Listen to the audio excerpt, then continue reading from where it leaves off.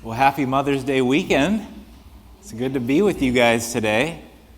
If you don't know me yet, my name is Chris. I'm the co-lead pastor here. It's good to be here. Hey, some of you know this, that I just recently got back from Brazil. Thank you so much if you prayed over that, thank you so much for doing that. As Pastor Brandon said, God did some great things. We're going to talk about a little bit about the Impact Brazil mission next week. So please come if you'd like. We'd love for you to be a part. So one time I was on vacation, and you need to remember on vacation and remember that I was very happy, okay? On vacation, very happy, and I'm driving into a store to get some food for the day, and this person comes up to me and they say, "Excuse me, just so you know, you were driving the wrong way." And I was thinking, man, all I did is pull into this parkway. This person's probably being nitpicky. So I turned around to them and I said, "Well, just so you know, I don't care." And I walked right into the store after that. Like, yeah, I really showed that person. That feeling lasted for about 9.9 seconds, if that. And then I was like, what am I doing? I usually don't treat people that way. On top of that, I'm like a pastor, and like, what am I doing? I can't believe that I did that. I'm just not typically that way, and started feeling, bad about it and stuff. And then the whole kicker is after I'm out of the store, I now notice what this person was trying to tell me. I turn out of the parking lot and I notice that the road is one way. I was going the entire wrong way on this whole road. This person was just trying to protect me, and I mistreated them and I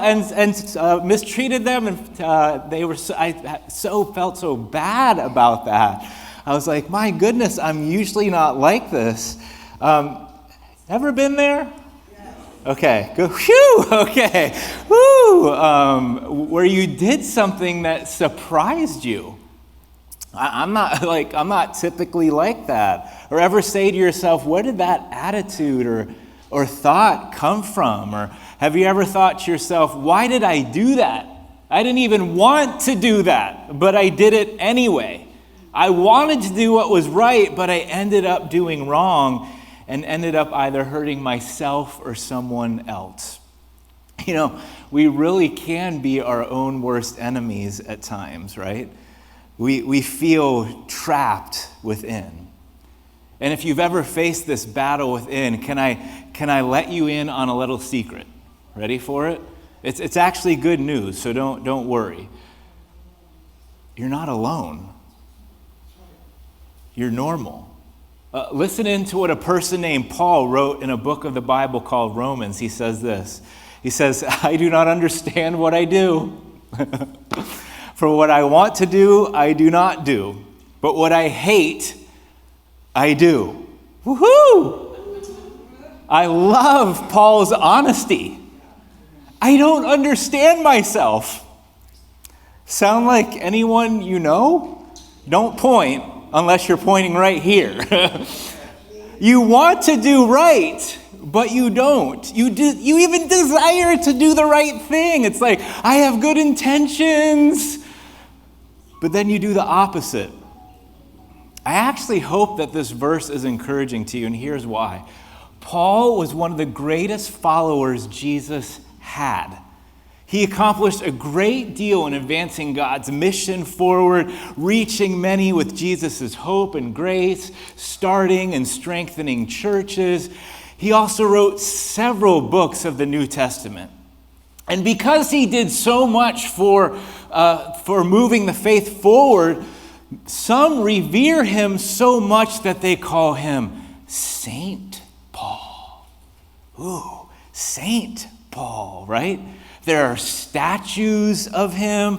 Some churches have even named themselves after Saint Paul.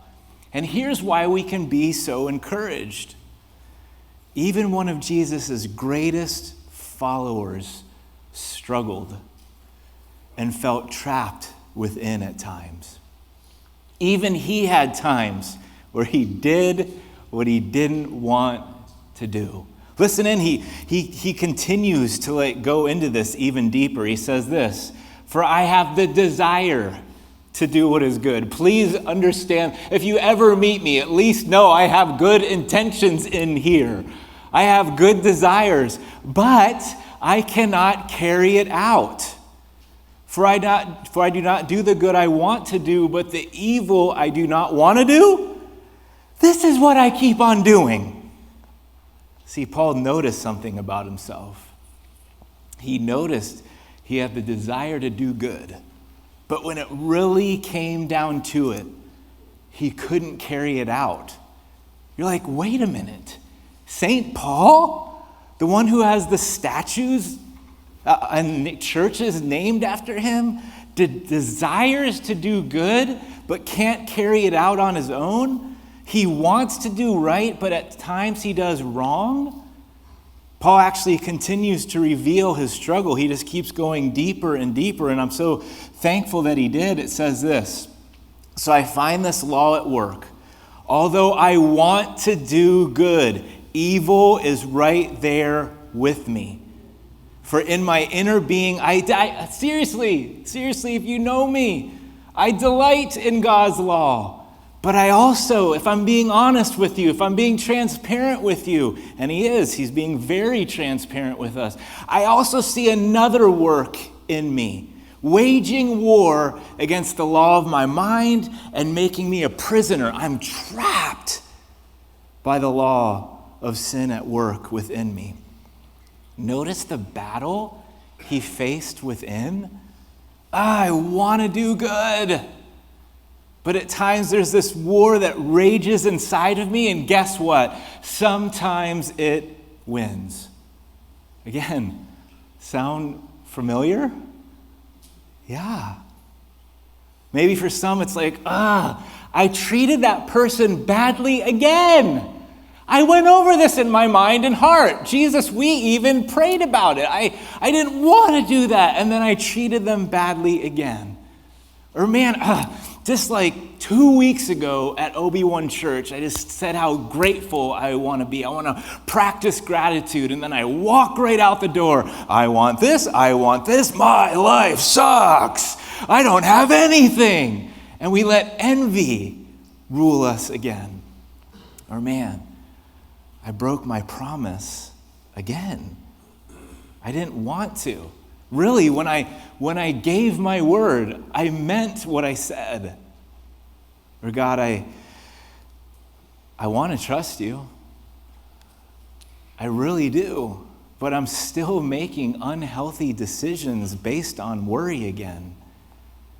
Or here I go again. I hate this temptation. I hate this addiction.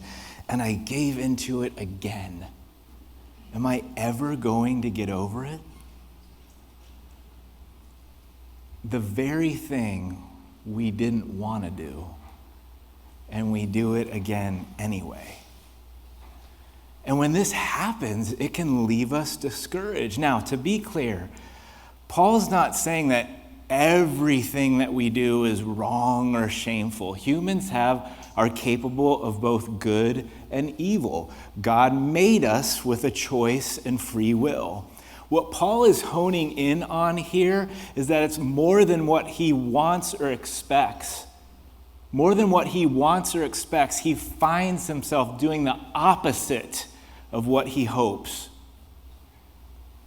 And after he's vulnerable and gives us a deep dive into his within, Paul actually says something pretty harsh about himself. Listen in. He's just being as transparent with us. Hey, you think I'm like some St. Paul? Well, listen to what I think of myself. What a wretched man I am. And then he asks a question. He's kind of at a desperate point. He's like, who will rescue me from this body that is subject to death? See, Paul knew something wasn't right within. And because of this, he admits that, I am wretched. I am beaten down. I'm stressed out. I'm miserable. Again, does this sound familiar? We've all been where Paul is. I want to change. I really, really want to change, but it's so hard to do so. I even have the desire to change. I even have the desire to do good, but I still mess up time and time again. And when this happens, we can really get to this discouraged point. Will I ever change? Will I overcome myself? Am I always going to feel trapped within? And just like with Paul, we can feel discouraged, stressed, and trapped by ourselves. And just like Paul asked, we get to this place where like, who's going to free me from me? Who is going to free me from me? Now, thankfully, we can learn from Paul because he didn't stop at the question, who will free me from me? He knew, even though he was discouraged, even though he was stressed, he knew who could free him. And he says it right in the next verse. It says this, thanks be to God. Thanks be to God. He's the one that delivers. He's the one that saves. He's the one that rescues. He's the one that frees me through Jesus Christ, my Lord. When Paul was trapped and losing the battle within, he turned to another source for help. He turned to the one who freed him in the first place. He's like, oh yeah, God, Jesus is the one that freed me in the first place. It's always been about Jesus. It will always be about Jesus. It was never about Paul. It was never about my strength. It's about his. He turned to the one who could also free him presently. Because he remembered, oh yeah, Jesus was the one that freed me in the first place. Here's a mistake I think we can make at times and why we can learn from Paul. I really do think there's times where we stop at miserable, where we stop at discouraged. I just can't do this on my own. I've tried for so long. And then discouragement sets in and we stay focused on the fact that we can't do it. But Paul had a better way that we can learn from today. Once he realized he couldn't do it, he relied on Jesus to free him.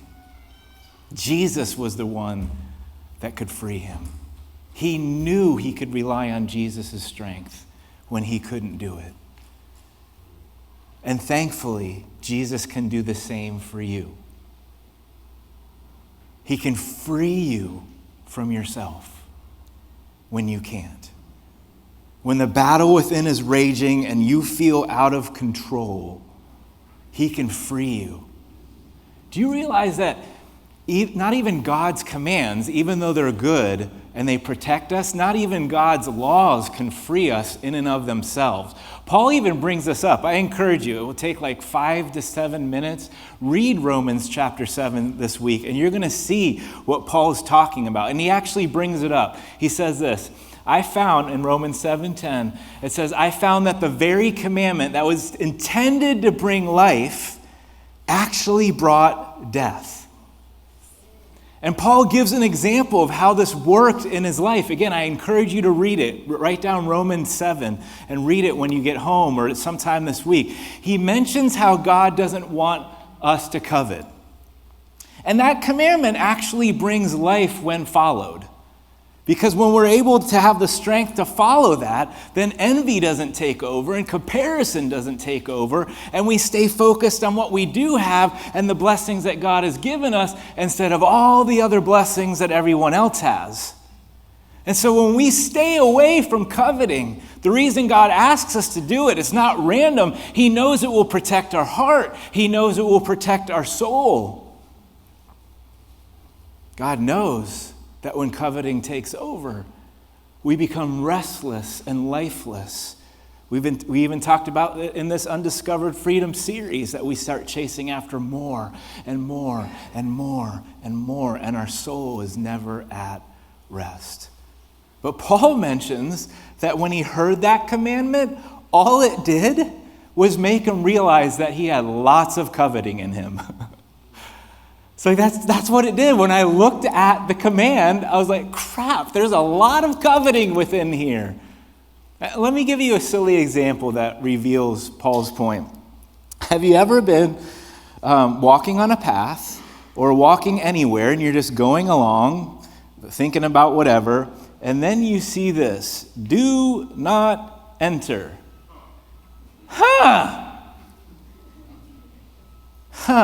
I really don't like being told what to do. I wasn't even thinking about entering this area before. But now I want to. I have lots within me that wants to.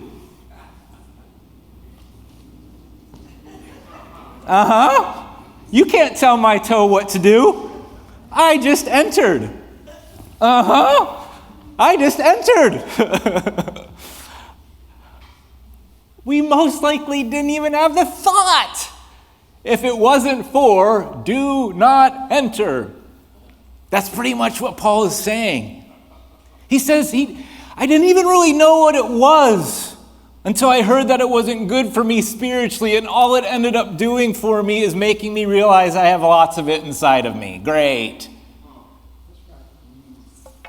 This is why religion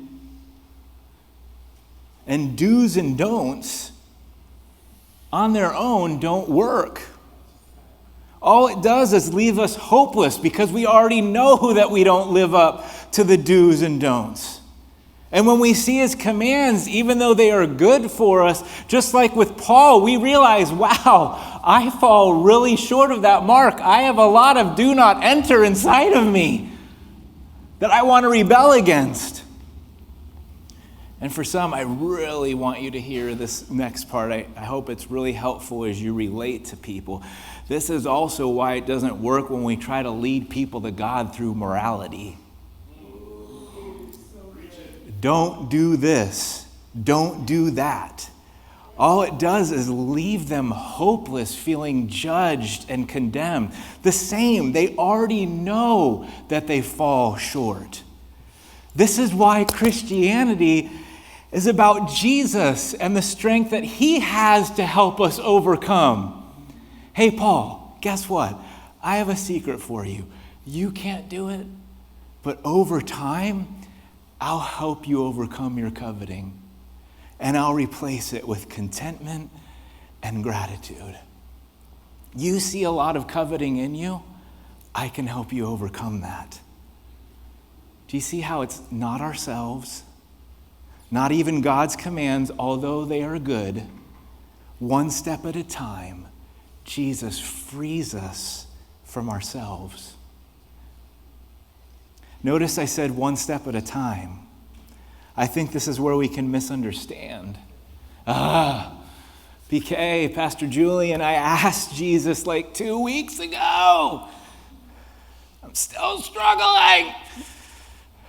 I just asked him last night for the very first time. I'm still struggling today. Let me be clear on this. Jesus can free us instantly, and every once in a while he does.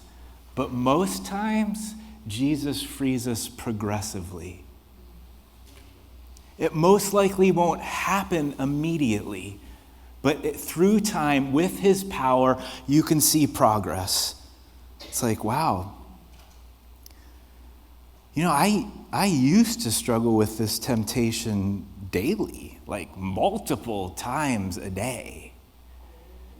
And now, like a year or two later, I still struggle, but man, I see that Jesus is starting to help free me from this, because what I once struggled with multiple times a day, now I'm struggling with a couple times a week.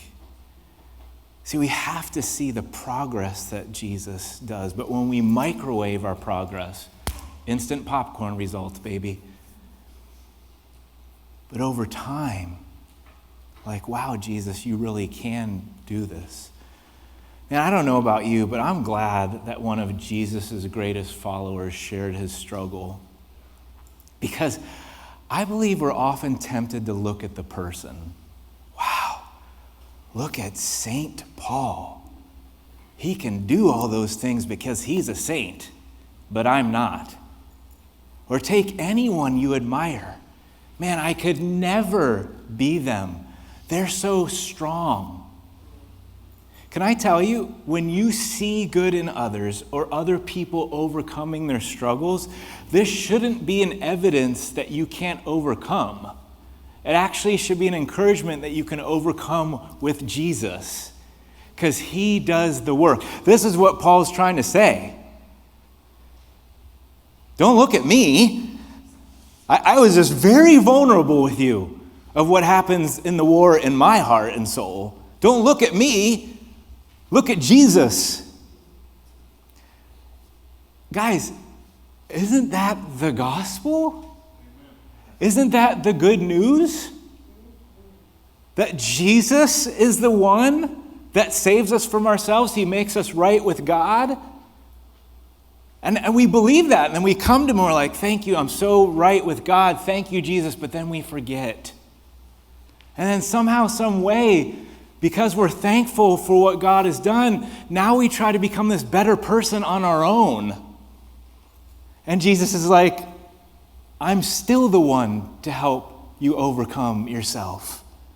I'm still the one to help free you from yourself. I do the work. Guys, on our own, we're not above anything. And we struggle with things. We battle with, like Paul's example, we battle with coveting. I battle with coveting. Who's with me? Who battles with coveting? Okay. By the way, nice shirt, bro. No, I wish I had it. No. Who battles with mistreating others? You remember my story at the beginning where I was surprised myself? Who battles with devaluing others? Me? Anybody else? Who battles losing your cool or temper with others? Okay, I'll raise my hand. Who battles temptation? All of us. All of us. I'm just giving examples. If I didn't name yours, please know Jesus wants to and can help you with every sin. Even the ones that seem too weighty or big in your minds. Even the ones that seem too egregious. Paul shows us it's not about the person. It never has been. Not Paul, not the Pope, not Mother Teresa. It's never been about a person. It's always been about what Jesus can do in us and through us, which is great news for all of us. We don't have the strength to free ourselves, but he does. Jesus, I need your help. In fact, say that with me. Jesus, I need your help. Say it again to let it sink in. Jesus, I need your help. Say this way. Jesus, I always need your help. Yes. That's the gospel. I need you to make me right with God, and I will always need you to help me become a better version of myself. Not only does he free you step by step, when you ask, this is also a benefit. In Romans 8, it says this. I'm so thankful for this too. Therefore, there is now no, zero, zilch, nada, condemnation for those who are in Christ Jesus. Because through Christ, the law of the Spirit who gives life has what? Say it, set me free. Set me free. You're set free through Jesus Christ from the law of sin and death. No condemnation for Christ followers. Whoo! I wonder, it's just a thought, if we'd be quicker to ask for help, quicker to ask Jesus for his strength, maybe even quicker to see the progress that Jesus has helped us make if we let this truth sink in. Wow. Even for the most egregious ones in my heart, even for the ones I'm afraid to name out loud, no condemnation, Jesus? Wow. You see, some let condemnation rule instead of asking Jesus to free them. Some even may be so convinced that Jesus is here to condemn instead of free. But I'm here to remind you, Obi-Wan's here to remind you, Paul's here to remind you that Jesus is here to set you free. To set you free. I want you to think about something you battle within. And hopefully you've already gotten this heart, but I'll say it anyway, not for guilt, not for shame. I want you to think about something you battle within. It could be something you've been battling with for years, or it could be something you've been battling for a month. I don't know. But think about something that you have a battle within. You feel trapped by it. My encouragement to you is, instead of looking at yourself, instead of even looking at God's laws, even though they're good, to free you, ask Jesus to give you the strength to overcome. And for some of you, if condemnation kind of rules your soul at times, maybe it's time to ask Jesus to help you see yourself the way he sees you. Because Jesus, if you have him, Jesus doesn't see someone that's condemned. Jesus doesn't see someone that is wretched and terrible. He sees someone that's forgiven and through the power of the Spirit can overcome. That's why in Romans 8, at the end of Romans 8, he tells us, you are overcomers. Victory is yours in what? Us, in God's law. Victory is ours in Jesus. So why don't we bow our heads and close our eyes? And there's nothing weird going on with that. Just sometimes closing your eyes helps us focus. And I want to encourage you, Pastor Julian's going to talk about this more in a minute, but as your head's bowed and eyes are closed, guys, you can do this week. It doesn't have to stop on Sunday morning right as the service is about to end. Tomorrow when you're tempted, or Wednesday when you feel the battle within, you can stop for a moment and ask, hey, Jesus, I need your strength like right now. And so would you take a moment or two before Pastor Julian comes up to close us, to think about a battle within and again, Paul gave us the gift of going first so that we can go second. He's like, listen, I'm going to let you peer into my soul so that you'll have the courage to peer into yours. What do you battle within? And then asking Jesus, knowing that there's no condemnation, Jesus, would you help me with that? I need your help. So why don't you guys do that for a moment or two, and then Pastor Julian will come up.